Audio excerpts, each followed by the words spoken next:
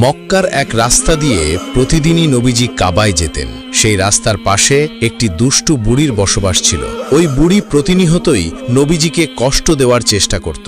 কখনো নবীজির শরীরে আবর্জনা ছুঁড়ে মারত, কখনো বা নবীজির শরীরে পানি ছুঁড়ে মারত। বুড়ির শরীর প্রচণ্ড দুর্বল ছিল, সে ভালো করে হাঁটতেও পারত না, লাঠিতে ভর দিয়ে হাঁটত। কিন্তু তারপরও বুড়ি নবীজিকে কষ্ট দিয়ে যেত, কেননা নবীজির জন্য বুড়ির হৃদয় ছিল হিংসায় ভরা। নবীজিকে সেই পথ দিয়ে যেতে দেখলে বুড়ির শরীর যেন হিংসায় জ্বলে উঠত। সে সবসময় নতুন নতুন ফন্দি ফিকির করত নবীজিকে কষ্ট দেওয়ার জন্য। একদিন ওই বুড়ি নবীজিকে কষ্ট দেওয়ার জন্য নতুন একটি ফন্দি বের করল। রাতের অন্ধকারে বুড়ি রাস্তার মধ্যে কাঁটা পুঁতে রাখল এবং ভাবতে লাগল, শুভে সাদিকের সময় যখন মোহাম্মদ এই রাস্তা দিয়ে যাবে তার পায়ে কাঁটা ফুটে রক্ত হবে। এমনটা ভেবে বুড়ি সেই রাস্তায় বিষাক্ত কাঁটা পুঁতে রাখল। ফজরের সময় যখন নবীজি সেই পথ দিয়ে কাবার দিকে আসতে লাগলেন, বিষাক্ত কাঁটার আঘাতে নবীজি প্রচণ্ড ব্যথা পেলেন। নবীজির পায়ে ৭০টির মতো কাঁটা ফুটে গেল। নবীজির পবিত্র পা মুবারক রক্তে লাল হয়ে গেল। দূর থেকে সেই বুড়ি মহিলা নবীজির রক্তাক্ত পা দেখে হৃদয়ে যেন শান্তি খুঁজে পেল। এভাবেই বৃদ্ধা মহিলা তার কাজ প্রতিদিনই করে, আর রাসূল সাল্লাল্লাহু আলাইহি ওয়াসাল্লামের ধৈর্য, সহনশীলতা এবং সৌন্দর্য ভরা চরিত্র সে কষ্ট সহ্য করে যায়। নবীজি কখনো একটি শব্দ উচ্চারণ করেননি, কখনো দুঃখও দেখাননি, কখনো প্রতিবাদও করেননি। মক্কার অনেকেই এই দৃশ্য দেখত। তারা অবাক হয়ে ভাবত, মোহাম্মদ কতটা ধৈর্যশীল, কতটা ক্ষমাশীল। প্রতিদিন ওই বুড়ি তার পথে কাঁটা বিছিয়ে রাখে, সে কাঁটাগুলো সরিয়ে রাস্তা অতিক্রম করে চলে যায়, তারপরও বুড়িকে কিছুই বলে না। একদিনের সকালটা ছিল ভিন্ন রকম। নবীজি যখন বাড়ি থেকে কাবার দিকে যেতে শুরু করলেন, তিনি খেয়াল করলেন আজকে রাস্তায় কোনো কাঁটা নেই। নবীজি সেখানে দাঁড়িয়ে গেলেন আর ভাবতে লাগলেন, বুড়িমার কি হয়েছে? বুড়িমা তো প্রতিদিনই আমার জন্য রাস্তায় কাঁটা পুঁতে রাখে, কিন্তু আজকে রাস্তায় কাঁটা নেই কেন? নিশ্চয়ই বুড়িমা অসুস্থ হয়েছে। অতঃপর রাসূল সাল্লাল্লাহু আলাইহি ওয়াসাল্লাম আশপাশের কয়েকজন লোককে জিজ্ঞেস করলেন, আপনারা কে বলতে পারবেন ওই বুড়ির ঘর কোথায়, যে বুড়ি আমার জন্য প্রতিদিন রাস্তায় কাঁটা বিছিয়ে রাখত? সেই লোক সকল নবীজিকে বুড়ির ঘরটি দেখিয়ে দিল। রাসূলুল্লাহ ঘরের দরজার সামনে গিয়ে ডাক দিলেন, হে বুড়িমা, তুমি কি ঘরে আছো? ঘরের ভিতর থেকে প্রচণ্ড জীর্ণ শীর্ণ এবং অসুস্থ গলায় উত্তর আসলো, হ্যাঁ, আমি ঘরেই আছি। কে তুমি? ঘরের ভিতরে আসো। রাসূল সাল্লাল্লাহু আলাইহি সাল্লাম ঘরের ভিতর প্রবেশ করলেন এবং তিনি তাকিয়ে দেখলেন বুড়ি জ্বরে প্রচণ্ড অসুস্থ হয়ে বিছানায় শুয়ে আছে। নবীজিকে সেখানে দেখে বুড়ি প্রচণ্ড অবাক হয়ে গেল। নবীজি বুড়ির কাছে গিয়ে দাঁড়ালেন এবং বুড়িকে বললেন, হে বুড়িমা, তুমি যদি আমাকে অনুমতি দাও তাহলে আমি তোমার খেদমত করতে পারি। নবীজির মুখে এমন কথা শোনার পর বুড়ির মুখ দিয়ে কোনো কথা বের হচ্ছিল না। মনে হয় যেন বুড়ি বাকশক্তি হারিয়ে ফেলেছেন। বুড়ির চোখ দিয়ে অঝোর ধারায় অশ্রু পড়তে শুরু করল। অতঃপর নবীজি সাল্লাল্লাহু আলাইহি ওয়াসাল্লাম নিজের হাতে বুড়ির খেদমত শুরু করলেন।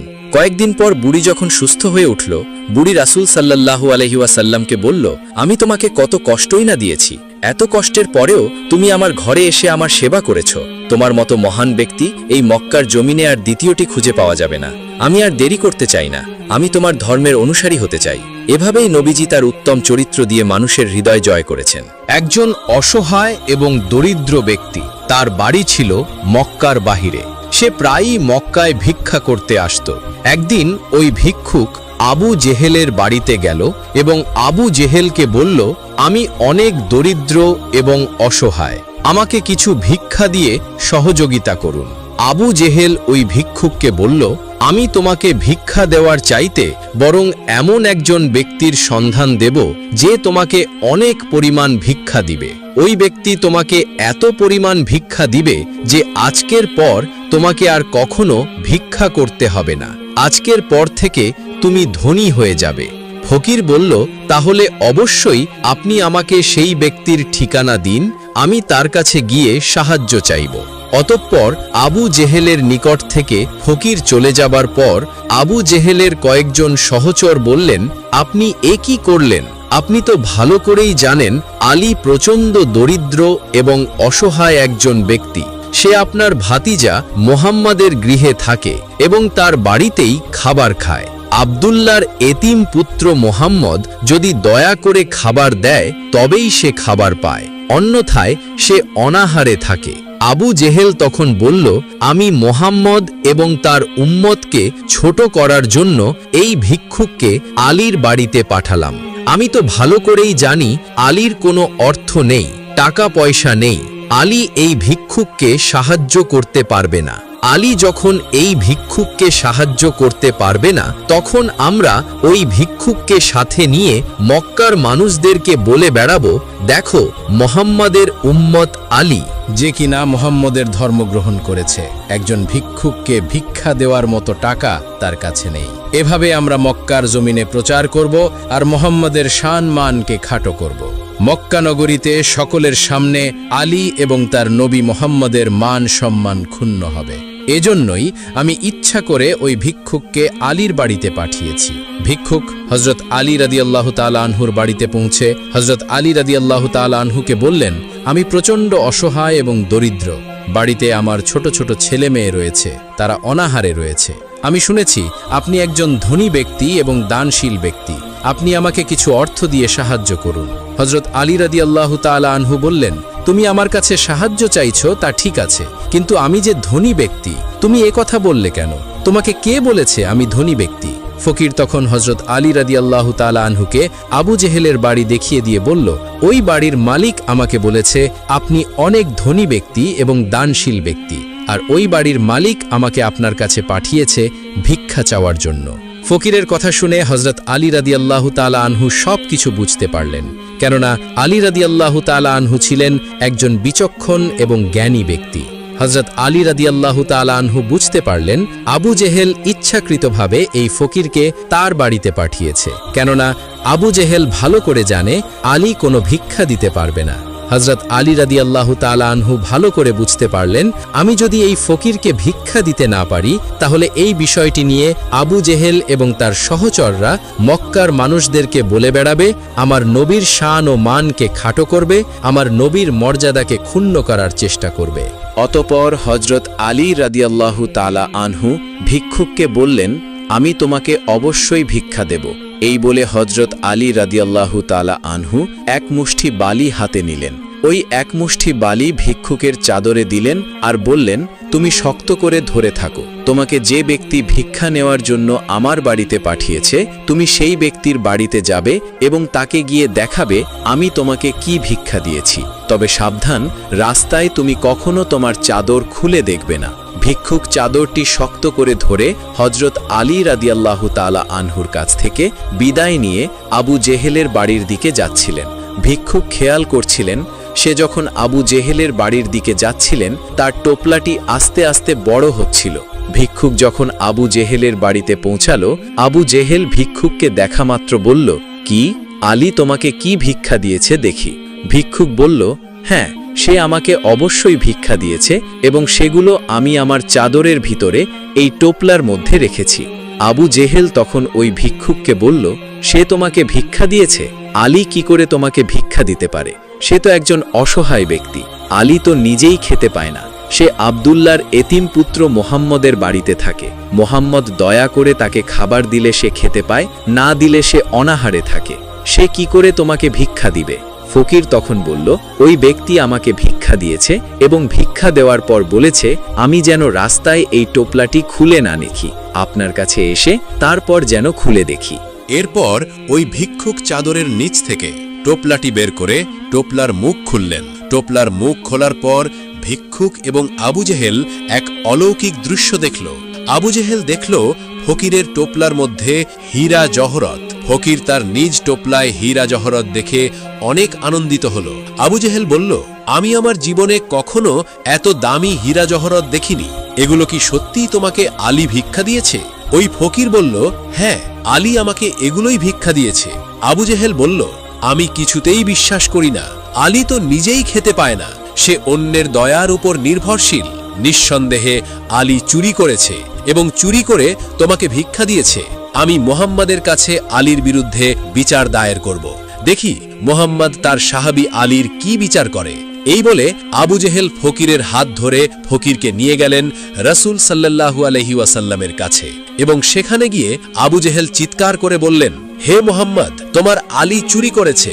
তোমার আলী মুনি মুক্তা চুরি করে এই ফকিরকে সেগুলো ভিক্ষা দিয়েছে।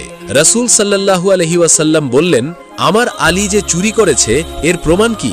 আবু জেহেল বললেন, প্রমাণ এই যে ফকির, তোমার আলী তো নিজেই খেতে পায় না, সে অনেক দরিদ্র এবং অসহায়, সে কি করে ফকিরকে এই হীরা জহরাতগুলো ভিক্ষা দিল? নিঃসন্দেহে সে চুরি করেছে। আবু জেহেলের এমন কথা শোনার পর রাসূল সাল্লাল্লাহু আলাইহি ওয়াসাল্লাম আলীকে খবর দিয়ে পাঠালেন। সঙ্গে সঙ্গে হযরত আলী রাদিয়াল্লাহু তাআলা আনহু নবীজির সামনে এসে উপস্থিত হলেন। নবীজি সাল্লাল্লাহু আলাইহি ওয়াসাল্লাম আলীকে উদ্দেশ্য করে বললেন, হে আলী, আবু জেহেলের অভিযোগ তুমি নাকি এই হীরা জহরাতগুলো চুরি করে ভিক্ষুককে ভিক্ষা দিয়েছ। হে আলী, সত্যি করে বলো, তুমি এই হীরা জহরাতগুলো কোথায় পেয়েছ? হযরত আলী রাদিয়াল্লাহু তাআলা আনহু বললেন, ইয়া রাসূলুল্লাহ, এই ভিক্ষুক আবু জেহেলের বাড়িতে গিয়েছিল ভিক্ষা চাওয়ার জন্য, কিন্তু আবু জেহেল আমার কাছে এই ভিক্ষুককে ইচ্ছাকৃতভাবে এজন্য পাঠিয়েছে যাতে করে আমি ভিক্ষুককে কিছু ভিক্ষা দিতে না পারি। সে বিষয়টিকে নিয়ে আবু জেহেল মক্কার জমিনে গুজব রটিয়ে দেবে এবং সকলকে বলবে, দেখো, মোহাম্মদের উম্মত একজন ফকিরকেও ভিক্ষা দিতে পারে না, তোমরা কেউ মোহাম্মদের ধর্ম গ্রহণ করবে না। যারাই মোহাম্মদের ধর্ম গ্রহণ করবে তাদের অবস্থা হবে আলীর মতো। আলী যেমন অসহায় ও দরিদ্র, একজন ফকিরকেও ভিক্ষা দিতে পারে না, তোমরা যারা মোহাম্মদের ধর্ম গ্রহণ করবে তারাও আলীর মতো এরকম হবে। আবু জেহেলের এই কুচক্রের কথা আমি বুঝতে পেরেছিলাম। এরপর আমি জমিন থেকে এক মুষ্টি বালু উঠালাম এবং আপনার নামে 10 বার দরুদ পড়লাম। তারপর আল্লাহর কাছে দোয়া করলাম, হে রব্বুল আলামিন, আপনি আমার নবীর শান, মান এবং মর্যাদাকে বাড়িয়ে দিন। আবু জেহেল যদি খারাপ উদ্দেশ্যে এই ভিক্ষুককে আমার বাড়িতে পাঠিয়ে থাকে, তাহলে আপনি এই বালির মাধ্যমে আবু জেহেলের উচিত জবাব দিয়ে দিন। এমন দোয়া করার পর আমি ওই এক মুষ্টি বালি ফকিরের টোপলার মধ্যে দিয়ে দিলাম। এখন আপনি আমাকে জানালেন ফকিরের টোপলাই ছিল হীরা জহরত। তাই আমি জানতে পারলাম। সঙ্গে সঙ্গে ওই ভিক্ষুক বলে উঠল, ইয়া রাসূলুল্লাহ, আমি আর এক মুহূর্ত দেরি করতে চাই না। যে অলৌকিক দৃশ্য আমার সামনে ঘটেছে আমি তাকে কখনো অস্বীকার করতে পারবো না। আলী এক মুষ্টি বালি হাতে নিয়ে আমার টোপলার মধ্যে দিয়েছিল। সেই বালি যদি আপনার দরুদের বরকতে, আপনার শান এবং মান রক্ষার জন্য ওই বালি যদি হীরা জহরতে পরিণত হতে পারে, তাহলে নিঃসন্দেহে আপনার দ্বীন ইসলাম গ্রহণ করলে আমার জীবনও পরিবর্তন হয়ে যাবে। আমি আর এক মুহূর্ত দেরি করব না, আমাকে এক্ষুনি কালেমা পড়ে মুসলমান বানিয়ে দিন। ফকিরের এমন কথা শুনে আবু জেহেল চিৎকার করে বলল, এ ভিক্ষুক, তোর এত বড় সাহস! তোকে তো আমি এখানে নিয়ে এসেছি, তুই আমার অনুমতি ছাড়াই মোহাম্মদের দলে যোগ দিতে চাচ্ছিস? তুই একটু অপেক্ষা কর, আমি এক্ষুনি প্রমাণ করে দেব মোহাম্মদ মিথ্যাবাদী। এই বলে আবু জেহেল একটু পিছনে গেল, তারপর কয়েকটি ছোট ছোট পাথর হাতের মুঠে নিল। এরপর নবীজির সামনে এসে বলল, হে মোহাম্মদ, তুমি যদি বলতে পারো আমার হাতে কি আছে, তাহলে আমিও কালেমা পড়ে মুসলমান হব। রাসূল সাল্লাল্লাহু আলাইহি ওয়াসাল্লাম বললেন, চাচা যান, আপনার হাতের ভিতরে যে বস্তুটি রয়েছে ওই বস্তু যদি নিজেই সাক্ষ্য দেয় আমি আল্লাহ রাব্বুল আলামিনের পয়গম্বর ও রাসূল, তাহলে কি চলবে? আবু জেহিল খুশি হয়ে বলল, চলবে, অবশ্যই চলবে। আমার হাতের ভিতরে যে বস্তু আছে সে বস্তু যদি বলে তুমি আল্লাহ রাসূল, তাহলে অবশ্যই আমি কালেমা পড়ে নেব। এরপর রাসূল সাল্লাল্লাহু আলাইহি ওয়াসাল্লাম বললেন, হে আবু জেহিলের হাতে রাখা বস্তু, তুমি যে বস্তুই হও না কেন, তুমি আবু জেহেলকে আমার পরিচয় দিয়ে দাও। সঙ্গে সঙ্গে অলৌকিকভাবে আবু জেহেলের হাতের ভিতর থেকে আওয়াজ আসলো, আশহাদু আল্লা ইলাহা ইল্লাল্লাহু ওয়া আশহাদু আন্না মুহাম্মাদান আবদুহু ওয়া রাসূলুহু। অলৌকিক মজেজা দেখার পর আবু জেহেল চিৎকার করে বলল, জাদুকর, তুমি একজন জাদুকর, অবশ্যই তুমি অনেক বড় জাদুকর, তা না হলে কি করে একটি পাথর তোমার পক্ষে কথা বলতে পারে? তুমি যে একজন জাদুকর এতে কোনো সন্দেহ নেই, আমি কিছুতেই তোমার ধর্ম গ্রহণ করব না। এরপর আবু জেহেল সেখান থেকে চলে গেল, কিন্তু ওই ভিক্ষুক আর এক মুহূর্ত দেরি করলেন না। ভিক্ষুক তার টোপলা থেকে সমস্ত মণিমুক্তা, হীরা জহরত মাটিতে ছুঁড়ে ফেলে দিলেন আর বললেন, আমার সামনে যে দুটি অলৌকিক ঘটনা ঘটেছে, এই অলৌকিক ঘটনা দেখার পর আমার আর বুঝতে বাকি নেই, আপনি আখিরি জামানার শেষ নবী, শেষ পয়গম্বর। আমাকে এক্ষুনি কালেমা পড়ে মুসলমান বানিয়ে দিন।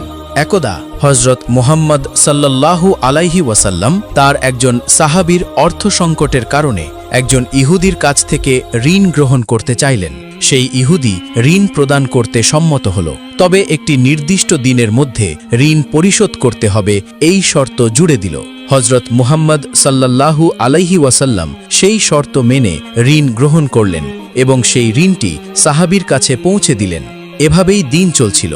হযরত মুহাম্মদ সাল্লাল্লাহু আলাইহি ওয়াসাল্লাম একদিন জানাজার নামাজ পড়িয়ে বাড়ি ফিরছিলেন।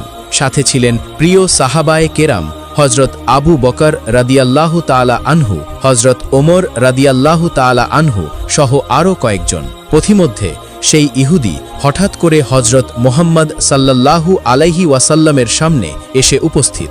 রাগত স্বরে এবং অভদ্র ভাষায় মোহাম্মদ সাল্লাল্লাহু আলাইহি ওয়াসাল্লামের উনায় হাত দিয়ে বলছে, হে মোহাম্মদ, তুমি আমার ঋণের টাকা পরিশোধ করছো না কেন? আমি তোমার পরিবার সম্পর্কে জানি, একবার টাকা নিলে আর মনে থাকে না। লোকটিকে ঋণ পরিশোধ করার নির্দিষ্ট দিন এখনও পার হয়নি, অথচ সে এসে ঋণের টাকা চাইল, তবুও তিনি কিছু বললেন না। আমরা সকলেই জানি মোহাম্মদ সাল্লাল্লাহু আলাইহি ওয়াসাল্লাম ছিলেন মদিনা রাষ্ট্রের প্রধান। তিনি চাইলেই ওই ইহুদিকে যে কোনো কঠিন শাস্তি দিতে পারতেন, কিন্তু তিনি কিছুই করলেন না। ধীরস্থিরভাবে নিজেকে নীরব রাখলেন। এদিকে সকলেই অবাক হয়ে গেল মদিনা রাষ্ট্রের প্রধানের সাথে আমাদের সকলের প্রিয় নবী হজরত মোহাম্মদ সাল্লাল্লাহু আলাইহি ওয়াসাল্লামের সাথে এরকম দুর্ব্যবহার কোনোভাবে মেনে নেওয়া যায় না। আমরা এও জানি হজরত ওমর রাদিয়াল্লাহু তাআলা আনহু ছিলেন একজন সাহসী যোদ্ধা। তিনি রীতিমতো রেগে গেলেন এবং নবী করিম সাল্লাল্লাহু আলাইহি ওয়াসাল্লামের কাছে এসে বললেন, হে রাসূল সাল্লাল্লাহু আলাইহি ওয়াসাল্লাম, আমাকে অনুমতি দিন, এই ইহুদির গর্দান আমি দেহ থেকে আলাদা করে দিব। কিন্তু নবী করিম সাল্লাল্লাহু আলাইহি ওয়াসাল্লাম বললেন, হে ওমর, শান্ত হও, আমি তোমার কাছে উত্তম ব্যবহার আশা করি। তুমি কি চাও কেউ খারাপ আচরণ করলে তার সাথে ভালো আচরণ করবে না? এবারে ওমর রাদিয়াল্লাহু তাআলা আনহু নীরব হয়ে গেলেন। তখন হযরত মুহাম্মদ সাল্লাল্লাহু আলাইহি ওয়াসাল্লাম বললেন, হে ওমর, যাও, তুমি এই ব্যক্তিটিকে সাথে নিয়ে ঋণ পরিশোধ করে দাও এবং 32 কেজি খেজুর দিয়ে দাও। এই কথা বলে হযরত মুহাম্মদ সাল্লাল্লাহু আলাইহি ওয়াসাল্লাম অন্যান্য সাহাবীগণকে সাথে নিয়ে চলে গেলেন। এদিকে ওমর রাদিয়াল্লাহু তাআলা আনহু এই ইহুদিকে নিয়ে তার বাড়ির দিকে চলে গেলেন। বাড়িতে যাওয়ার পর ওমর রাদিয়াল্লাহু তাআলা আনহু খুব সুন্দর ব্যবহার করে তার ঋণ পরিশোধ করলেন এবং 32 কেজি খেজুর দিলেন। তখন সেই ইহুদি অবাক হয়ে গেল। এরকম খারাপ আচরণ করার পরও মোহাম্মদ এবং তার অন্যান্য সঙ্গী সাথীগণ কোনো দুর্ব্যবহার করল না, কোনো খারাপ আচরণ করল না। উপরন্তু ঋণ পরিশোধের সাথে 32 কেজি খেজুর, এটা কেন? এ প্রশ্ন করল হযরত ওমর রাদিয়াল্লাহু তাআলা আনহুকে। ওমর রাদিয়াল্লাহু তাআলা আনহু বললেন, শোনো হে ব্যক্তি, তোমার ঋণ পরিশোধ করা হয়েছে। একই সাথে 32 কেজি খেজুর দেওয়ার মানে হচ্ছে আমি তোমার সাথে দুর্ব্যবহার করেছি। এই দুর্ব্যবহারের কাফফারা হিসেবে তোমাকে 32 কেজি খেজুর দেয়া হলো। তখন ইহুদি ব্যক্তিটি নীরব হয়ে রইল, কোনো কথা বলছিল না। ওমর রাদিয়াল্লাহু জিজ্ঞাসা করলেন, তুমি নীরব হয়ে কি ভাবছ? তখন বলল, হে ওমর, তুমি কি আমাকে চেনো? তুমি কি আমার নাম জানো? তখন ওমর রাদিয়াল্লাহু তাআলা আনহু বললেন, না। তখন সেই ব্যক্তিটি বলল, আমার নাম জায়েদ ইবনে সুনা। জায়েদ ইবনে সুনা এই নামটি শুনে ওমর রাদিয়াল্লাহু তাআলা আনহু অবাক হয়ে গেলেন। তিনি দুচোখ বড় বড় করে তাকালেন। জানতেন জায়েদ ইবনে সুনা মদিনার সেই বিখ্যাত ইহুদি আবাই, যার অনেক ধন সম্পদ। এই ব্যক্তি যে জায়েদ ইবনে সুনা ওমর রাদিয়াল্লাহু তাআলা আনহু সেটা জানতেনই না। এবারে জায়েদ ইবনে সুনা বলল, হে ওমর, আমাদের ধর্মগ্রন্থে মোহাম্মদের নবী হওয়ার যত ভবিষ্যৎবাণী পাওয়া যায় তার সবগুলোই আমি মোহাম্মদের উপর পেয়েছি। শুধু দুটো বিষয় আমি জানার অপেক্ষায় ছিলাম, আর সেই দুটো বিষয় হলো, কেউ তার সাথে অসহনশীলতার আচরণ করলে তিনি কি করবেন, আর কেউ যদি তার সাথে মূর্খের মতো আচরণ করে তবে তিনি কি করবেন। অর্থাৎ তিনি মন্দের জবাব ভালোর মাধ্যমে দেবেন এবং অনুত্তমের জবাব উত্তমের মাধ্যমে দেবেন। এবারে আমি সরজমিনে পরীক্ষা করে দেখলাম মুহাম্মদ সাল্লাল্লাহু আলাইহি ওয়াসাল্লামের মধ্যে এই দুটি গুণের সবটাই আছে। আমি তার সাথে অসহনশীল আচরণ করেছি, অশ্রাব্য ভাষায় কথা বলেছি এবং অনেকটা মূর্খের মতো কথা বলেছি, কিন্তু তিনি আমার সাথে যেরকম আচরণটা করলেন তাতে করে বোঝা গেল তিনি দুনিয়ার শ্রেষ্ঠ মানব হযরত মুহাম্মদ সাল্লাল্লাহু আলাইহি ওয়াসাল্লাম। হে ওমর রাদিয়াল্লাহু তাআলা আনহু, আপনি সাক্ষী থাকুন, আমি আল্লাহকে রব হিসেবে, ইসলামকে আমার ধর্ম হিসেবে এবং হযরত মুহাম্মদ সাল্লাল্লাহু আলাইহি ওয়াসাল্লামকে আমার নবী হিসেবে মেনে নিলাম। আপনি জানেন আমার অনেক ধন সম্পদ আছে। আজ থেকে আমি ঘোষণা করলাম আমার সম্পদের অর্ধেক ইসলামের পথে ব্যয় হবে। এই বলে ব্যক্তিটি ইসলাম ধর্ম গ্রহণ করল। এইভাবেই জায়েদ ইবনে সুন্না ইসলাম ধর্ম গ্রহণ করলেন এবং তার যত অর্থ সম্পদ আছে তা গরিব দুঃখীদের মাঝে ভাগ করে দিলেন এবং রাসূল সাল্লাল্লাহু আলাইহি ওয়াসাল্লামের আদর্শ মেনে চললেন। তো দর্শক, এই ছিল আমাদের আজকের ভিডিওটি ভালো লাগলে অবশ্যই আমাদের চ্যানেলটি সাবস্ক্রাইব করবেন এবং ভিডিওটি একটি লাইক দেবেন। এবং এই ভিডিওর ভেতরে মোট 3টা ঘটনা আপনাদেরকে বলা হয়েছে। এই 3টা ঘটনার কোন ঘটনাটি সব থেকে বেশি ভালো লেগেছে তা অবশ্যই কমেন্ট করে জানাবেন। এবং বিশেষ করে এই 3টা ঘটনার ভেতরে আমরা যে প্রথমে ঘটনাটি বলেছি, একজন বুড়ি ও রাসূল সাল্লাল্লাহু আলাইহি ওয়াসাল্লামের কাহিনী, দয়া করে কমেন্টে এটাও বলবেন এই ঘটনাটি আপনি কত বছর বয়স থেকে এই ঘটনাটি শুনেছেন, বা আপনি এই ঘটনাটি কার কাছ থেকে শুনেছেন তা আমাদেরকে অবশ্যই কমেন্টের মাধ্যমে জানাবেন। এবং আপনি নবীর কোন ঘটনাটি শুনতে চান তা অবশ্যই আমাদেরকে কমেন্ট করে জানাবেন। আশা করি সকলে ভালো থাকবেন। আসসালামু আলাইকুম।